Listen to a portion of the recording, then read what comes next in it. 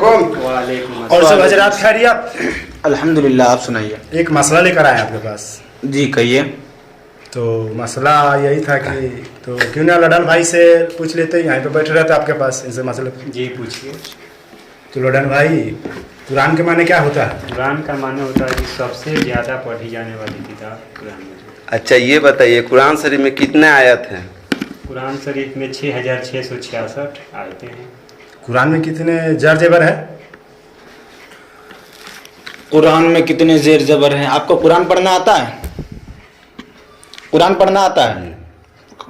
आपको कुरान पढ़ना नहीं आता है और आप चले जेर जबर गिनने के लिए। जेर जबर गिनना कोई ज़रूरी है कि कुरान पढ़ना ज़रूरी है? कुरान पढ़ना जरूरी। कुरान पढ़ना ज़रूरी है। जो मसाइल ज़रूरी हैं, जो ज़िंदगी से रिलेटेड हैं, उनके बारे में पहले इंसान को जानना ज़रूरी है। इसके बारे में जानना ज़रूरी नहीं है। मैयत सबके घर में होती है। बताइए, आपको कफनाने का तरीका पता है?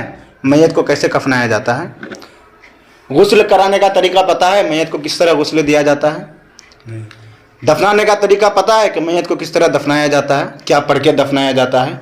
तो इन सारी चीज़ों पर आपको फोकस करना चाहिए, ना कि इन फालतू सवालों में।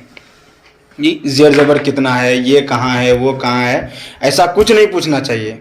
आपके लिए जो ज़रूरी है वो पूछना चाहिए।